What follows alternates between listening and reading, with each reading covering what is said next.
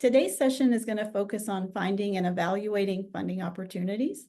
And today we'll be joined by Ms. Lou Hurst, who is a Proposal Development Officer and a member of the SuRE Resource Center team here at the University of Kentucky.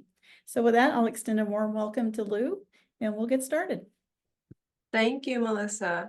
So welcome everyone, and thank you for joining my presentation today, where we're going to focus on finding and evaluating funding opportunities, some strategies and tips. I'm Lou Hurst. I'm a Proposal Development Officer at University of Kentucky, and a lot of the topics that we're going to cover today are in the realm of research development. And so I want to start by asking you all a question. So what kinds of challenges have you had personally or in your institution that you've heard about in finding suitable funding opportunities for your research? So what have been some of the barriers, the challenges, the pain points for you personally? So have you had any of these problems by chance? Maybe not hearing about good opportunities until it's too late to apply? Or maybe being inundated with opportunities that you get from different places and having no time to sift through them. Or if you have an opportunity in hand, maybe being unsure whether it's a good fit for you, whether you're eligible or reading between the lines to know what they really are asking for in a funding opportunity. Maybe you don't have enough time to assemble everything that you would need to apply, so the funding opportunity looks good, but there are things that you need: collaborators, match funding, partnerships in the community, and you just don't have time to reach out to those people to get them in place in time to apply. Or maybe you're just daunted by the application process itself because you know that there's institutional policies, departmental policies, approvals, signatures that you have to get, and you think that may be just a long process in time to apply. So these are the sorts of things that we see all the time in research development offices, and we're really here to help you navigate. And we'll talk about some approaches for that today. Keep in mind all the time that the ultimate goal, the thing that we all want, is to match brilliant project ideas that many of you have with funders that are appropriate for those opportunities and enthusiastic. That's what we want. But the barriers in the way to that include ignorance on both sides, on the investigator side and on the funder side. Inefficiency in the process, so things maybe just take too long, or things aren't getting to the right people at the right time. Also, just tunnel vision on both sides. Again, the sides of the investigators not knowing what to look for, or maybe not having an open mind about possible funders out there, and then the funders maybe not having an open enough mind about the potential grantees that could do that work. So today we're going to cover some strategies for kind of overcoming this, finding appropriate funding opportunities for you, evaluating opportunities to find if they're right for you, interpreting funding opportunities, especially by considering the funder's perspective, and identifying some key features, details, and potential pitfalls in a funding announcement. We're going to use a lot of examples throughout this presentation, but especially we're going to focus on the two awards, the R16 awards that are part of the SuRE program, the SuRE Award and the SuRE First Award, because those are opportunities that many of you are looking at, and we're going to look at those as key examples of some of these topics. So first, some strategies and approaches for finding opportunities. There's a whole galaxy of opportunities out there, and you want to know where to focus to find the ones that are right for you or your institution. There's a few key functions that you want to make sure are covered both for you personally and for your institution. One is the search function. So there are lists and repositories of good opportunities out there. How do you kind of do the art of searching through those and finding which ones are right? There's the watch function. So you may be aware that an opportunity is coming or coming around again, and you want some kind of a system to be able to keep track of it so that you're on top of it when it comes, so that you're ready to apply. And then there's the share functionality, or being able, when you see a good opportunity, to get it to the right people within your institution, maybe a colleague, to make sure that that process happens quickly. So there's tools that can help you with that. First, these are some general tips for starting a funding search. So kind of global things that you want to look at and think about before you even start searching. One, it's very helpful to know upfront what type of funding it is that you actually need. So there's research project grants for a specific project, pilot funding for a small pilot or a test for a bigger project, fellowships, institutional grants, there's all kinds. And it's important to keep that in mind because those opportunities are found in different places. They come out of different funders, and you can have different approaches to looking for those. Another big one is to get to know your sponsors in advance. So instead of just knowing that you need funding for something specifically and only then doing the search and finding out about the sponsors, you should become familiar with the sponsors that are likely to fund research in your field, know what kind of sponsors your colleagues are getting funded through. And that helps you know about their recurring opportunities. They tend to have some that come again and again. You can also know about opportunities that are likely. Maybe they haven't come out before, but because of some new direction that they're taking at their agency, some new priorities and that are on their horizon, there's new opportunities about to come out for you. It also helps you learn to speak their language. And sometimes that literally means learning the terminology that they tend to use in their funding opportunities, their outlook, how they think about things. This is a main key element for really contextualizing funding opportunities when you find them. So it's really important to do that preliminary groundwork before you start doing an actual search. So the search function means that there's some listing or repository of funding opportunities available, and then it's searchable and you can come in and use it. So there's different databases and repositories for this. Some are commercial that we'll talk about that you could subscribe to. Some may be housed inside your institution. But wherever there's a list of funding opportunities, you want to find one that is ideally centralized. So all of the opportunities are in one place, or a large number are in one place. They should be well organized with keywords, tags, organized by type of mechanism, standardized, so the same information is found in similar places in the opportunities, and they should be accurate and up to date. And that's extremely important. A lot of these opportunities will come out cyclically, but they'll change every time, every year. So different products or different databases that you can look for, some of them really fall short because they're not well curated and they're not kept accurate and up to date. So it's possible that your institution subscribes or isn't thinking about subscribing to funding databases. And these databases that are out there, they're all a little different. Some might have special strengths by applicant type, meaning some are really better for academic institutions, whereas others are kind of targeted more towards small nonprofits. They can specialize by type of grant or by discipline. Some are very good at finding fellowships, for instance, or career awards. Some may be better for certain disciplines.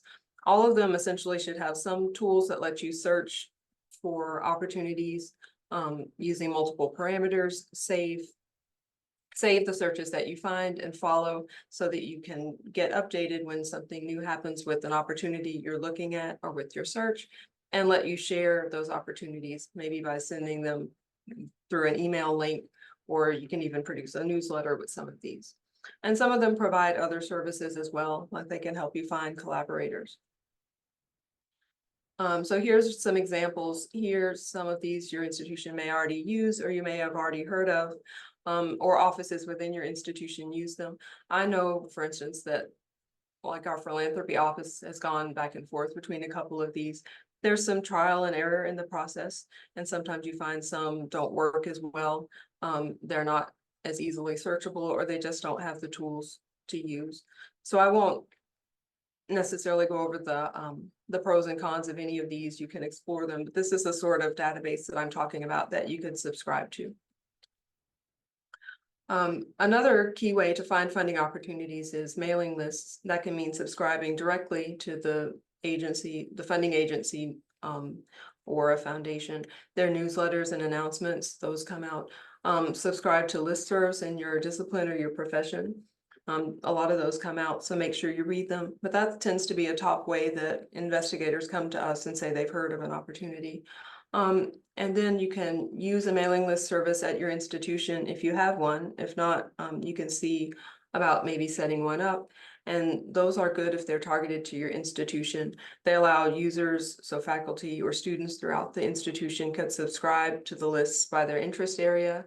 And it's good if you can have staff in your office to monitor the agencies and put them into the mailing list, That helps you pre-screen them, like for eligibility for your institution, and curate them to make sure that they're good for someone at your institution if they match the funding strengths of the people at your institution. So it's important to know, even though there are these subscription services that have all kinds of extra tools and are great to use, a lot of the major funding sources that you're going to have, you can find that information freely, and it's important to know about the major sites and sources for those. So Grants.gov, you should be familiar with, and that's the repository for all federal grant opportunities. And it has these functions where you can search by these parameters. It allows you to subscribe to opportunities, subscribe to searches, and also view forecasted opportunities. So they're coming up soon, and also archived ones. That kind of thing is important for letting you get some historical perspective on how a certain agency tends to fund, or whether a certain opportunity tends to come by again and again. So I have daily Grants.gov subscription newsletters that come to me. And many of you may have as well. The counterpart for federal contracts, so not grant opportunities, is SAM.gov, and it's similar. Here's how their landing page looks. It recently changed.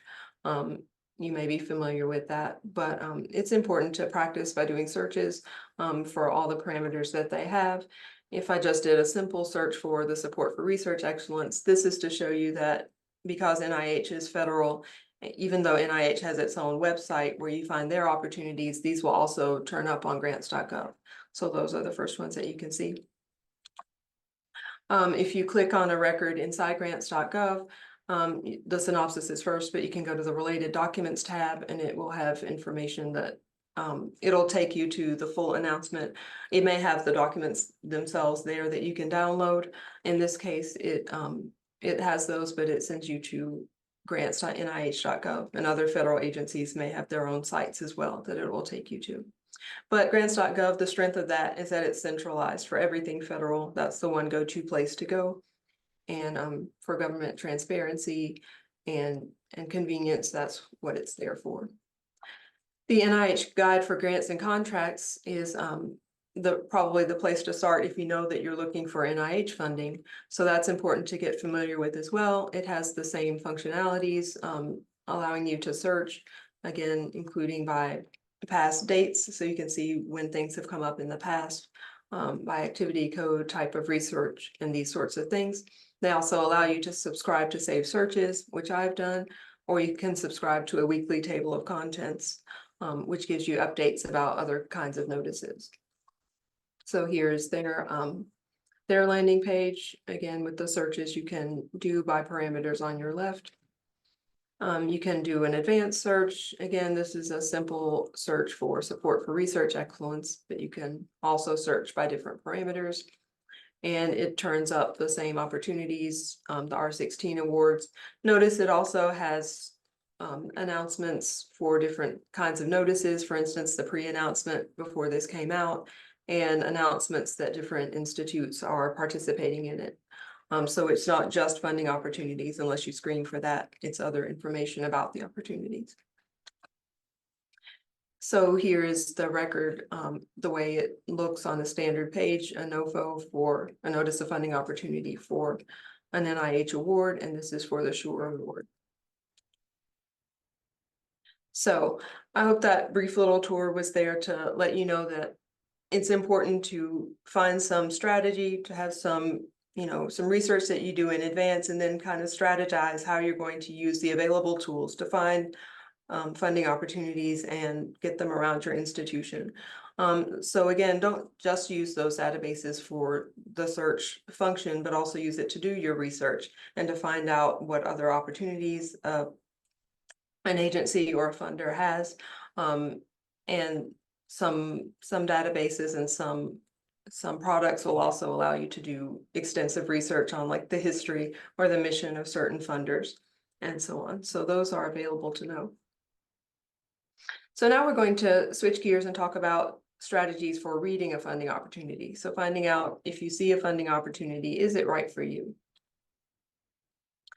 And it's important to take a step back and think for a minute what a funding opportunity actually is and what it means. So a funding opportunity is simply an announcement that someone out there has funds available and a mandate on how to spend it to achieve a particular goal. And they want to know and they want to find out by using the funding announcement, are you the grantee that they're looking for? So can you perform the work? Can you achieve the goals that they have that they want to spend money on? And can you successfully manage the funds? So the funding opportunity is just a document designed to get that information from you. But from your perspective, you have your own goals for your research and your scholarship, and you need funding to get those realized. So when you come to the funding opportunity, you're wanting to know things. You want to know if this is the funder you're looking for. You want to know if they're interested in funding work like yours. Will they provide all the funding that you need to do the work? And what exactly will they expect of you in this process? And when you think about your perspective versus the funder's perspective, the idea of alignment comes in. So essentially, you want to know how well do the funder's intentions that they have with this funding align with your needs, what you need the funding for. If there's not good alignment, you may find yourself in a position where you're kind of forcing your project to fit the FOA, the funding opportunity. You see that they are going to fund projects with these certain parameters, with these conditions. And if that's too different from what you were originally planning, you may find yourself going pretty far afield and trying to make that fit. And that's always a little bit of a danger. You should demonstrate alignment throughout your proposal. So it's important to realize that you do have to do an initial check when you look at the funding opportunity to make sure that what you're planning to do matches. But after you've done that check, you don't just want to do that for yourself. You want to demonstrate in all parts of your proposal again and again that you have considered and you have read and you see that what you are planning to do does match what the funder wants to do with this funding announcement and kind of more broadly with their overall mission. So you're a good fit. So if you find it too difficult to do that, it may be that you are really in a position of forcing your project, and if taken too far, that tends not to be successful. You may be better off finding a better funder or a better opportunity. First tip, learn as much as you can about the funder. This goes into the tip before about just learning about funders in advance, learn about sponsors in advance. Learn what is their history, what's their mission. Some foundations, for instance, are very old. They have a long tradition of funding certain types of projects, and they probably have changed over the years, but that legacy and that tradition is important to them. Others may be brand new ones that just started, are very full of energy. They want to fund grassroots projects. Learn about this sponsor. What do they typically fund in terms of projects, in terms of grantees? An important consideration here is that a lot of, for example, some foundations may not exclusively fund academic institutions, so universities. They may prefer to fund nonprofit organizations, or they may fund both, but they may have they may kind of prefer not to fund universities. And so you want to just look through their old projects or things that they have funded before and see if they do something similar. Even if they say that they will fund a university, they may never do it. And learn how they typically fund in terms of timing, in terms of mechanisms. Some funders they put a premium on high risk, high reward research with very quick turnaround times, very short, very focused projects that are done in a certain period. Other funders may prefer to fund people over the much longer term, 5 years, 10 years. They may provide kind of broad foundational funding for your entire enterprise or an entire organization. They can differ very widely, and sometimes you just don't see that from their the basic information on their site. You have to look at who they funded before and a little bit about their history. So that research always pays off. Whenever you have a funding opportunity, look for these elements. First one, anything related to time. Second, things related to money. Then things related to eligibility. And finally, the instructions. It's very important that you do these things up front and as part of finding out whether the funding opportunity is right, but also as part of actually preparing your proposal up front, you need to look for all of these things and make sure they align well. And again, we're going to look at many examples, but especially looking at the 2 SuRE awards and these announcements that have just come out. So considerations relating to time. For each of these, I want you to think about the element and the perspectives from the perspective of both the funder and from your perspective. So time means something different in the funder's mind when they put these things in their funding announcement, because they have things they have to do on their side that involve timing, whereas you have your own timeline going on at your institution.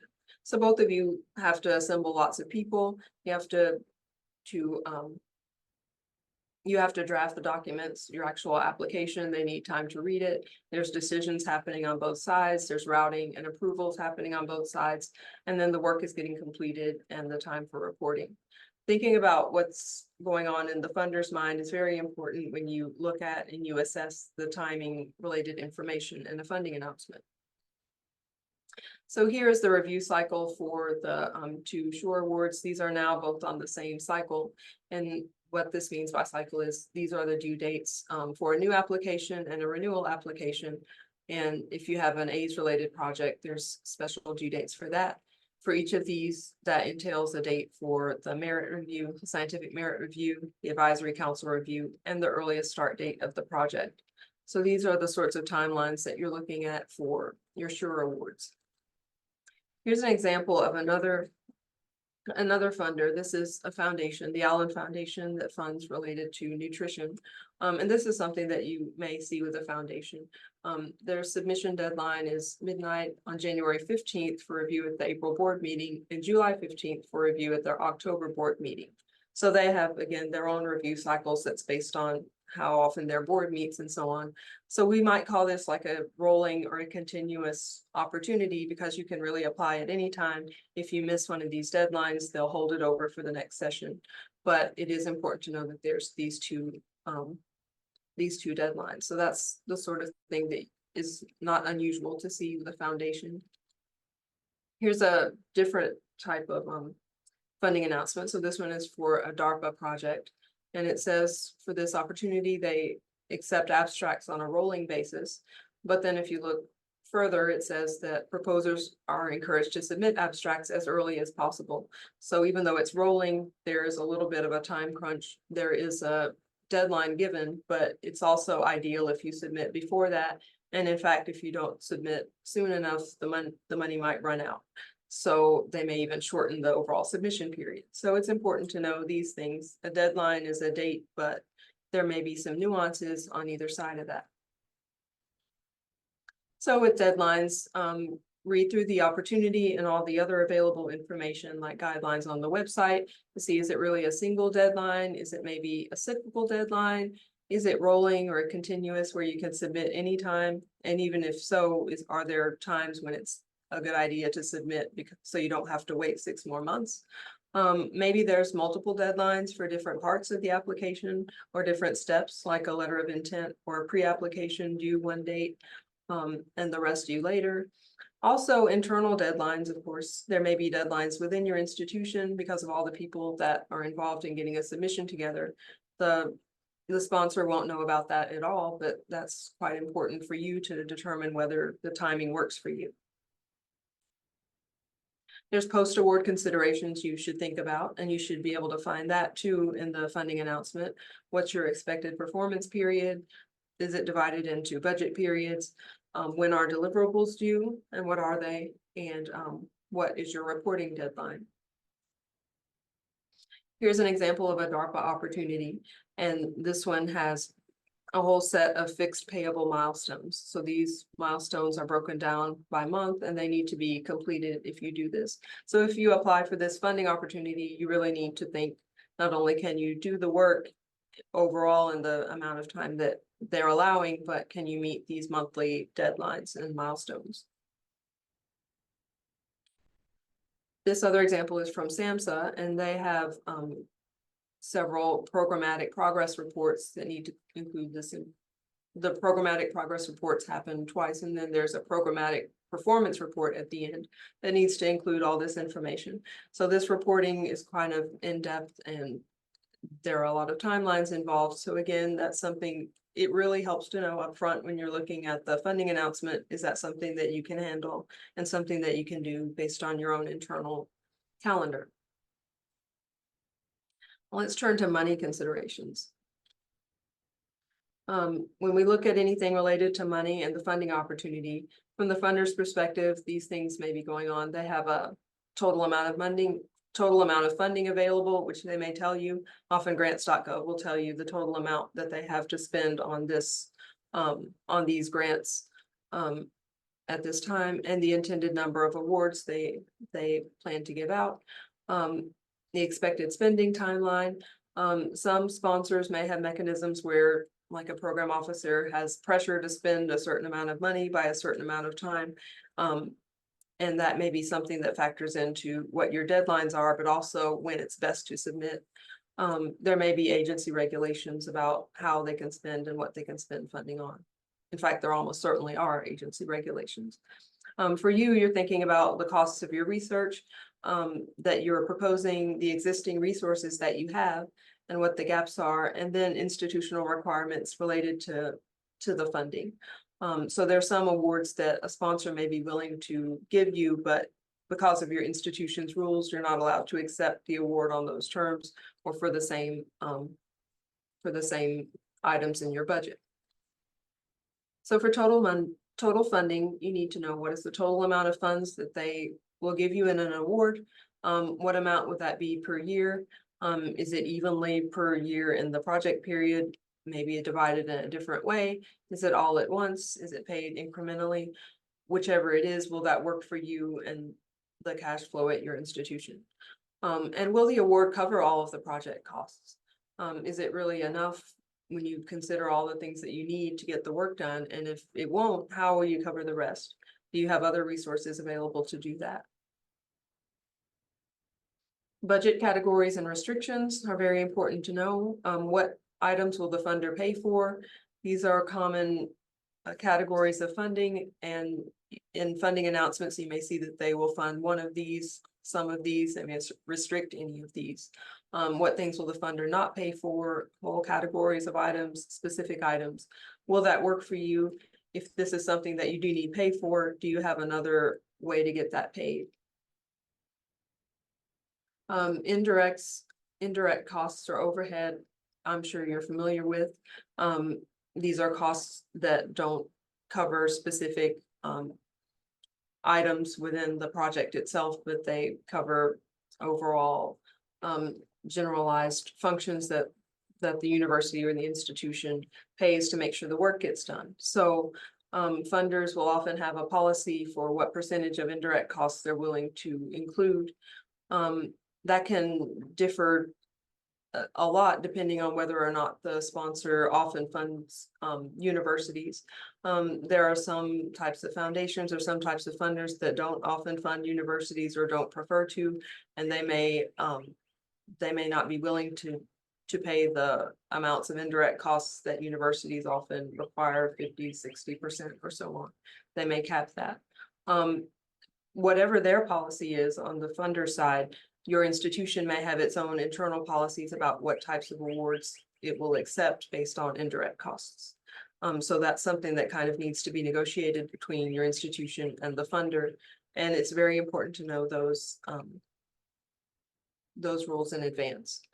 There may be match required or cost share required. So your institution is asked to put up some money that matches a portion of the award that comes in as a condition of the award. So there are some funding opportunities that will say that they require match or require cost share. If not, it may be encouraged or expected or recommended. The language may be different in different cases, and there may also be some things going on between the lines or things that people assume or surmise. But find out at least what the funding opportunity actually says in terms of cost share and whether that is something that's doable for you.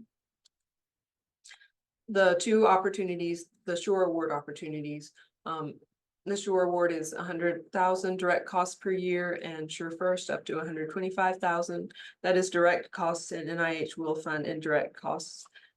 as they typically will do for research projects in most cases.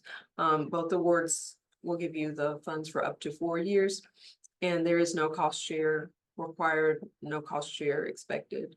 For questions that you might have about what is allowed in an NIH budget, the grants policy statement will give you that full information.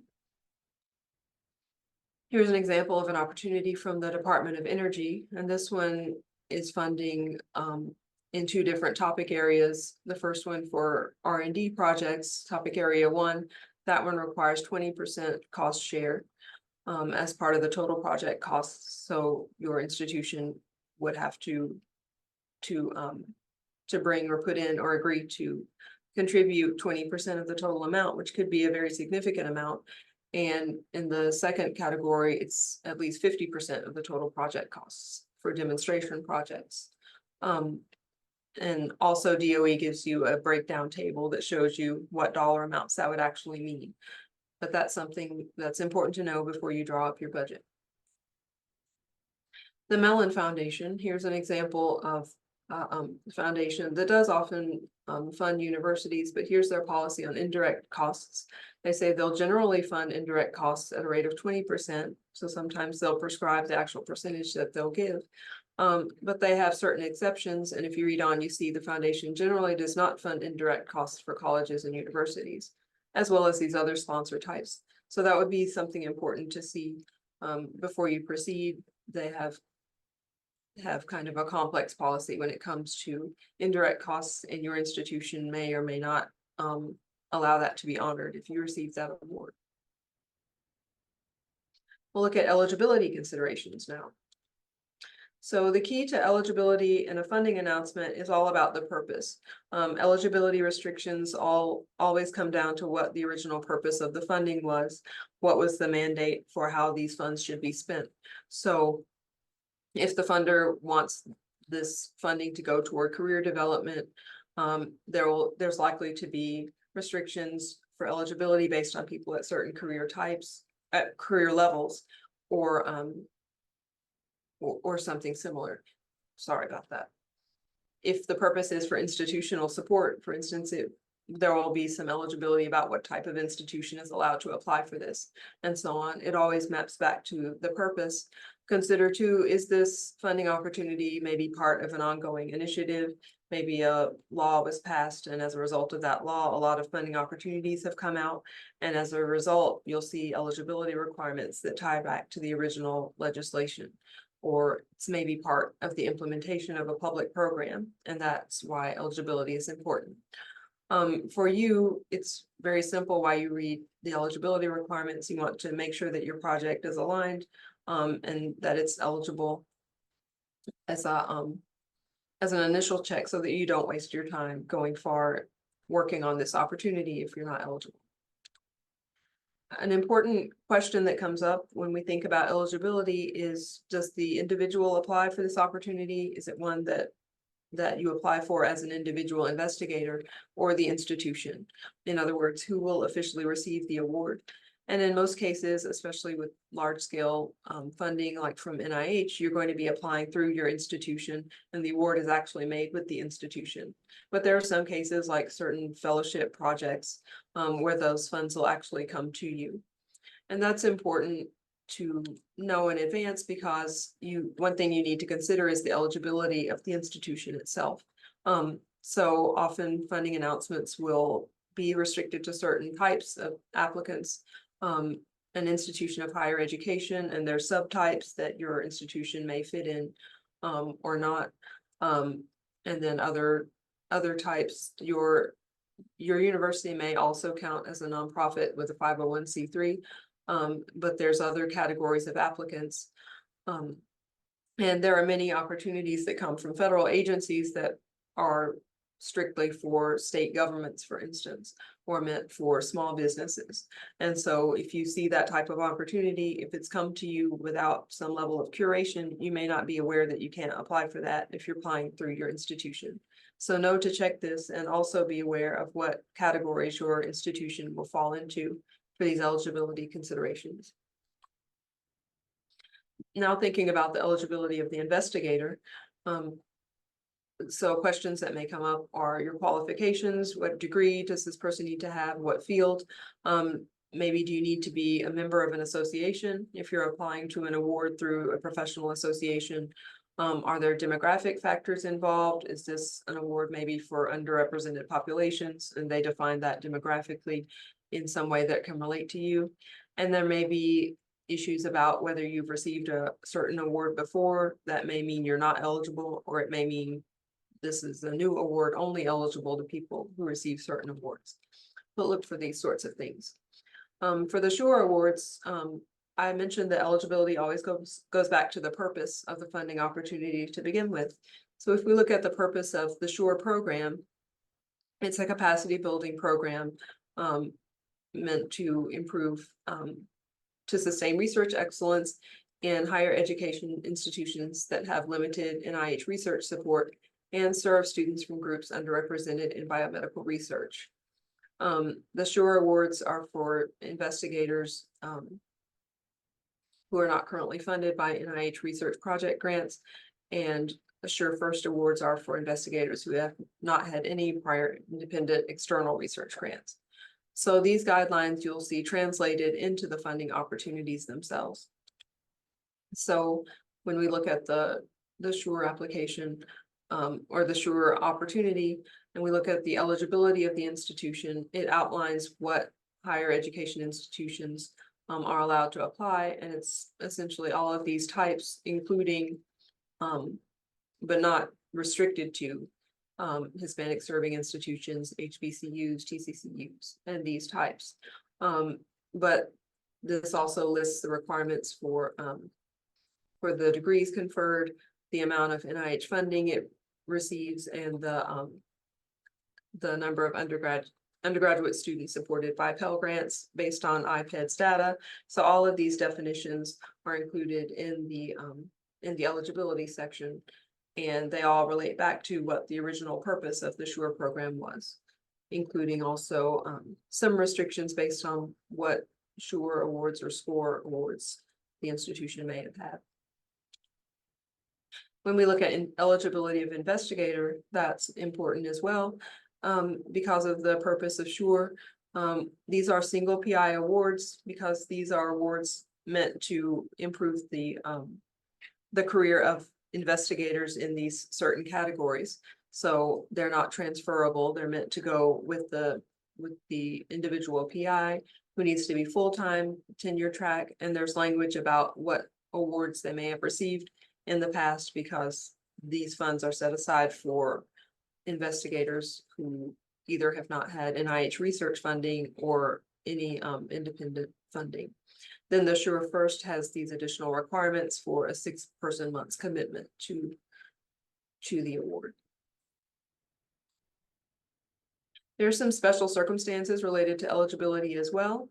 It's possible that a funding announcement is a limited submission, meaning that there's maybe only one or a certain number of submissions that they allow per institution. If that happens, and if you're at a fairly large institution where you may not know other investigators are also going in for it, there needs to be some internal coordination process to make sure multiple applications don't go in for the same institution. With eligibility, sometimes there's a restriction based on whether you have received the same award before or some related award previously. Look for those sorts of things. Are partners allowed? Are partners required? And if so, make sure all the partners are eligible for the award. And there may also be questions about subawards and whether they're allowed or not. This is language from the SuRE award that ensures that there's no limit to distinct applications. So this is not a limited submission opportunity. Applicant organizations may submit more than one application, as long as they're not the same science, essentially. You need to think also about the eligibility of the project that you're proposing. Are the proposed activities that you're going to do, are they aligned, or are they things that are allowed by the the funding opportunity? Is there some geographical consideration that you need to think about in terms of where the activities will take place, or restrictions in terms of the population served? When it comes to these things about geography and geographical areas and the populations, it's very important to read all definitions that are included, and they may be linked in a longer funding announcement. Also, besides these general eligibility checks, you of course want to make sure you have a general fit with what the sponsor is expecting for the type of project that you're doing. And that's something that you kind of need to read between the lines to see. And you can also get insight about that by looking at, as I said, previous awardees, especially if they're recent ones. So this is language from the SuRE Awards again, and it's telling you that your research projects need to fall within the scope of the NIH mission overall, which is biomedical research to improve human health, but also information about NIH institutes and centers. So within that funding announcement, you see information from the participating institutes within NIH and what kinds of projects that they're looking for. So if you're doing a project, you need to look at these and see which institutes are related to the type of research that you're doing, and see if your project is aligned generally with the sorts of projects that they want to look at. There's a much longer list in the actual funding opportunity, but this is important for that reason. And so this is an example from the EDA, and it's showing an instance of one where eligibility is determined in terms of geography.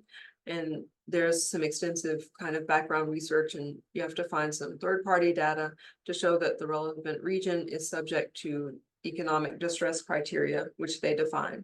So this is an example of how you need to read all definitions when it comes to the eligibility of the proposed project and the area and the population served. And lastly, we're going to talk about instructions. Again, it's important to have the instructions when you begin to write the proposal, but the point I'm making now is even when you're reading a funding announcement to decide whether it's a good fit for you, you should review the instructions at that point as well. And also make sure that you have the instructions, or you have access to the full instructions and know where to get them, because at the very beginning is the stage when you want to be asking questions, maybe of the agency contacts if available, or to get clarification on any part of completing the application. The reason instructions are important from the funder's perspective is it ensures that the applications that they get are consistent and uniform, which makes it easier for them to review them efficiently. But it also enables them to see the distinguishing details that make each application distinct. Because if they are uniform and alike enough in terms of format, then the content, the part that's important, what you're actually doing, that part will come out all the better. For you, of course, the instructions are important because you need to assess whether you're able to complete the application, and you want to know how to coordinate your team of people involved in the project or writing the proposal to get the components completed, and to make sure that it's accepted and not, kicked out because of some instruction that you failed to follow. You want to know from the beginning, how do you actually submit? Is there some special submission portal that you need?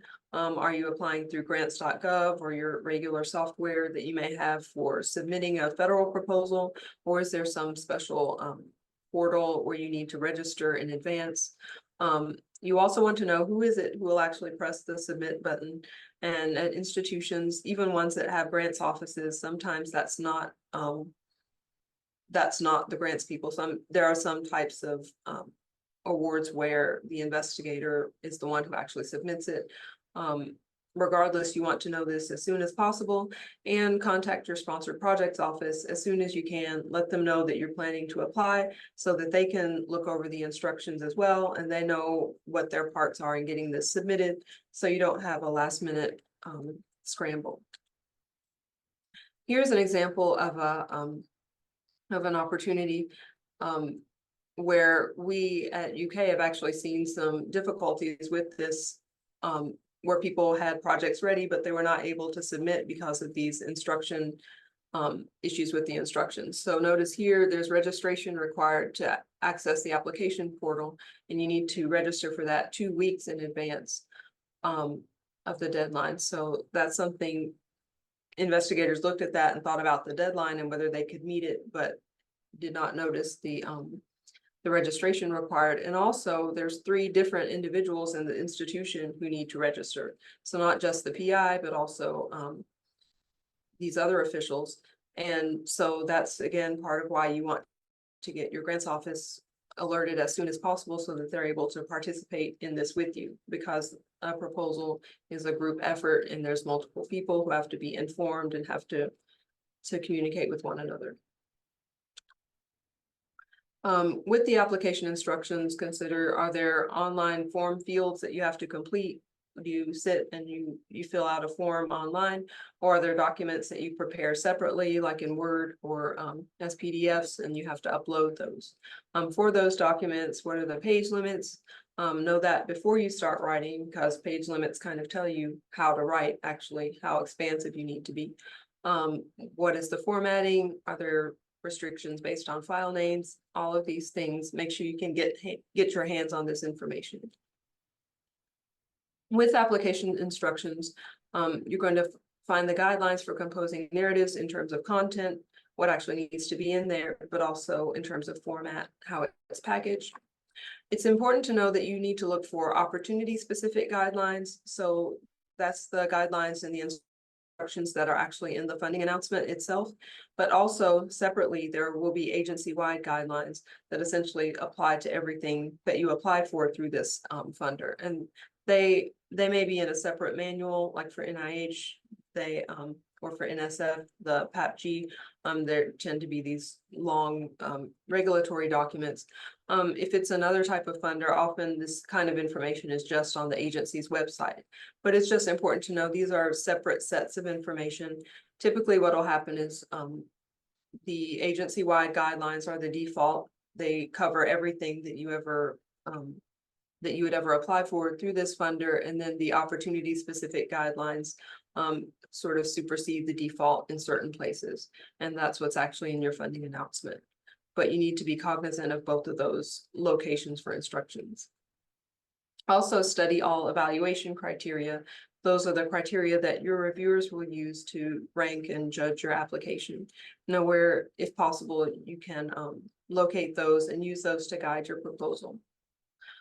For NIH, the application instructions are the SF 424 R&R application guide that has its own instructions for every application type. And then what you'll see with NIH is the NOFO itself. So the funding announcement may give you modifications or additional instructions overlaid on top of that. And then you'll see this kind of language in the funding announcement. All instructions must be followed with the following additional instructions, or the following section supplements the instructions in the SF 424. So again, the SF 424 is your default, that's your agency-wide instructions, and then you'll have additional instructions with your NOFO. So this is from the SuRE award. This is the language that I just mentioned. You'll likely see this supplements the instructions in the SF 424, and the additional information that they give you is about additional attachments. There's institutional letters required, and then there's a plan for enhancing diverse perspectives. I believe that's new for this new call for the SuRE awards. But that's the additional information for the SuRE award NOFO. In your facilities and other instructions, facilities and other resources, you see that same language, but it's also adding information saying that you need to include justification for any research using facilities at sites other than the applicant institution. And if you think about that, that makes sense, because these awards are given based on what type of institution that you're at. And so they're very institution specific. So if you're doing something for this award that's not at that institution, they want to know why. Also in these other components, the biographical sketch, the research strategy, and so on, there's additional information that they require, and it's because they want to know about student participation in research. And again, that's a key element that's a part of the purpose of the SuRE program. So they have these additional instructions asking for information about that. If you want to know where to find the SF424 application guide, that is here. This is currently in Forms H. This is where you can go to get the HTML version. It's also possible to get PDF format for the R application, those instructions. And this, for instance, is the HTML version of the research plan section. So this is where you would go to get information about the content of your specific aims, research strategy, and progress report publication list. But these are your default instructions, and the NOFO adds to those and supplements these. Important to know about the table of page limits. That's found here. As everywhere, they say that the NOFO instructions supersede these if they're different. But this tells you for each component of your application how many pages it should be. That's found here. Evaluation criteria. It's also important to know upfront. This is in section 5 of your application. Overall impact and scored review criteria. You may have noted that NIH is in the process of changing its review criteria in the coming years, but the current ones are still in your NOFO. Here's an example of another funding opportunity from National Endowment of the Arts, just to show that they also have their agency-wide review criteria that's important to review beforehand. And theirs are artistic excellence and artistic merit, and they have whole sets of questions that helps guide you and lets you know what they mean by each of these components.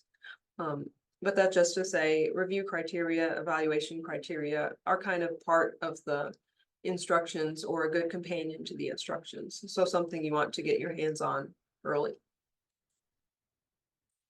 So this is our summary on evaluating a funding opportunity. You want to check, is the timeline feasible for you in all its elements? Will the funding really meet your needs? Are you sure you're eligible for this funding? And do you have all the instructions you need to apply? So that's about all that I had, and I hope this was helpful for you, and maybe help to answer a few of the questions or address a few of the challenges that you've had with funding opportunities in the past. Thank you. All right, thanks, Lou. Lots of great information there, and we do have a few questions in the Q&A box, so I'll share those out and give you a chance to respond. If we have guests who want to add additional questions, feel free to populate those in the Q&A at any point. First question is asking if our presenter would be willing to share her slides. Certainly, yes, I understand though. I'll share them with you, or they may be automatically uploaded, but definitely. So I'll just add that we always send a follow-up email after our webinars that includes a link to the recording. When presenters are willing to share their slides, I can attach a PDF copy to that. So we'll do that for this time.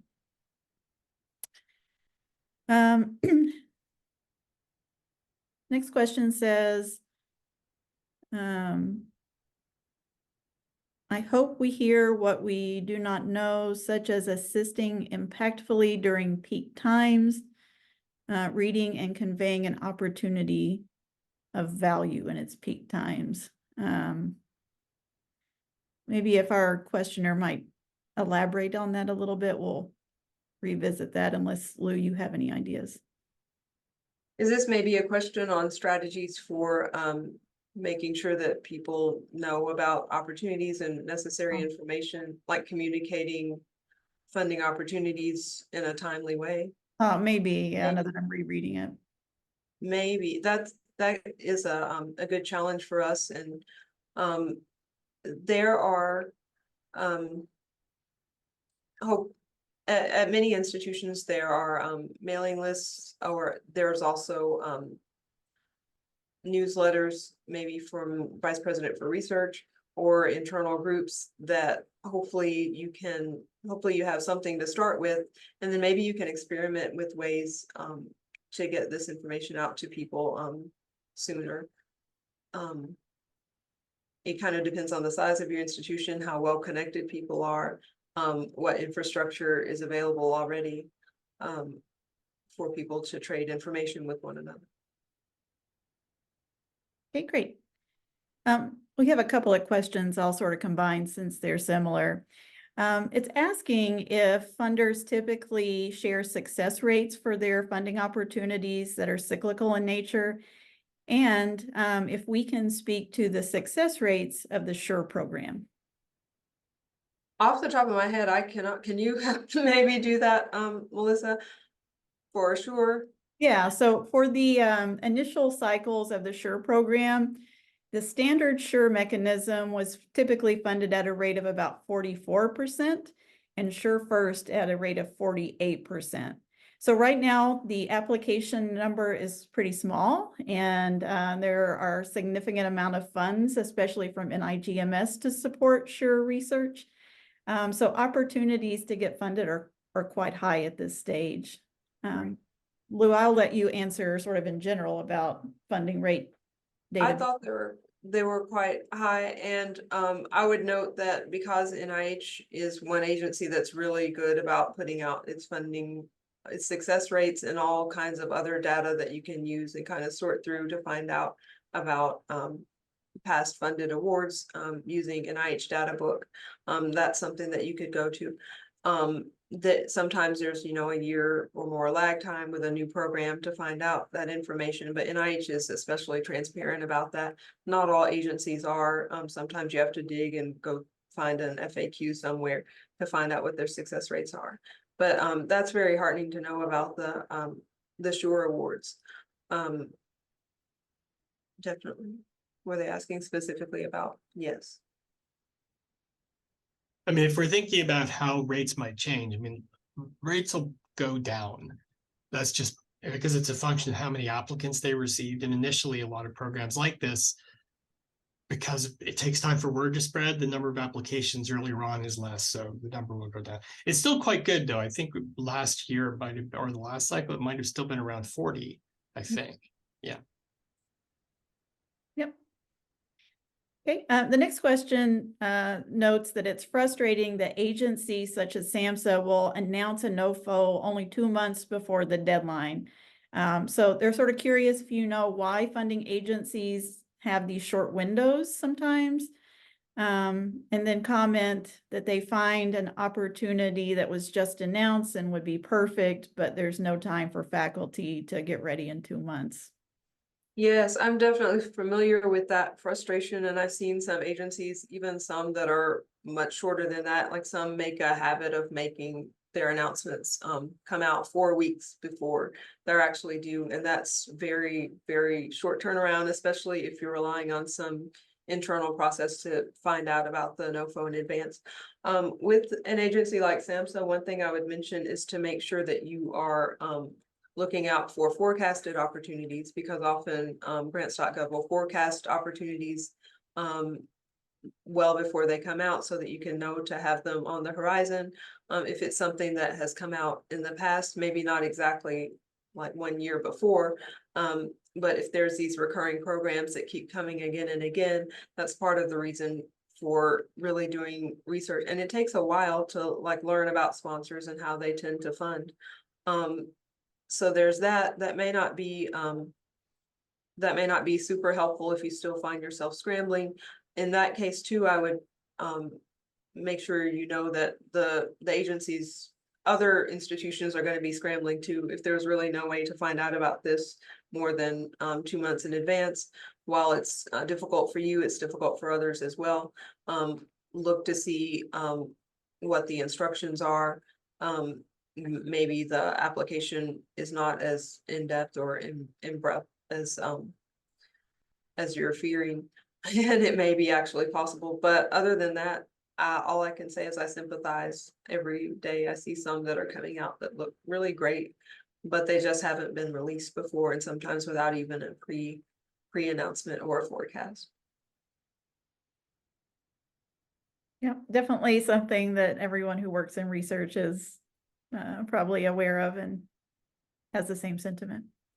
The next question says, if one colleague in a an applicant's department has already received a grant, will it affect their own future application? And maybe this question is in part targeted to the SuRE mechanism. I did wonder about the SuRE mechanism. I know that some opportunities and some mechanisms, they have it as part of what they want to do is to spread out their awards over, to make sure that their portfolio is diverse so that not a lot of funding is going to one institution or one area or one field necessarily. And I am not sure, I can speak to how SuRE specifically is doing this, especially in terms of department. My first inclination would be to say that it certainly doesn't disqualify anyone from wanting to apply. It just may be part of the consideration of some funders, if you do mean SuRE or NIH, that want to spread out their funding in terms of institution.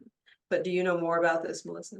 Yeah, I'll just quickly add that in the NOFO for the R16 mechanisms, that there is a note that in terms of eligibility, that one institution cannot possess more than 20 total SuRE R16s. And then 2 older score mechanisms, the SC1 and SC3, that are no longer being issued as new awards, but there are a few active ones that are wrapping up. So not an exact comment on the department level, but at the university level, there is some awareness that they do want to cap that. That is true.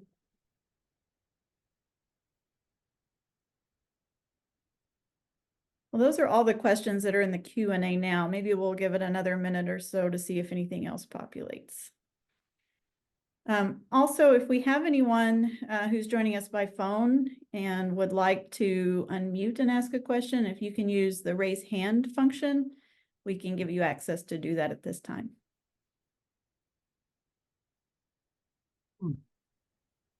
I'll add a quick short comment while we wait about the issue with kind of short turnaround NOFOs. Is that it's absolutely true that sometimes the window is quite short, but I would like to emphasize it can, in addition to, the flip side of it making harder for you to finish it is exactly what Lou said, is that other people are in the same boat.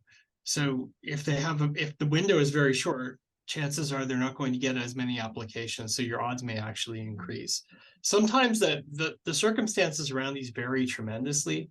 Sometimes it's an issue that they had something on the back burner and they were getting close to the end of the fiscal year and realized they could fund 4 or 5 grants in this specific area, and the window is very short just because of the fiscal year. So, I mean, there's lots of reasons for these, but when the turnaround is short, they might, I've known people, including myself, that have gotten an award on a very short turnaround because the application pool was not super big. So a score that would have otherwise been just an okay score turned out to be quite good. So keep that in mind. I mean, I would be discouraged. I mean, there's nothing you can do about time available. If you just don't have time, you don't have time. But you won't have having not enough time to generate more data. That's going to be the same all around. All right. Well, I don't see any additional questions in the Q&A or any hands raised. So with that, we'll thank Lou for an excellent presentation. And again, give us a couple of business days to process the video and get the email out that gives you access to it and a PDF copy of the presentation today. All right, thanks all. Thank you, everyone.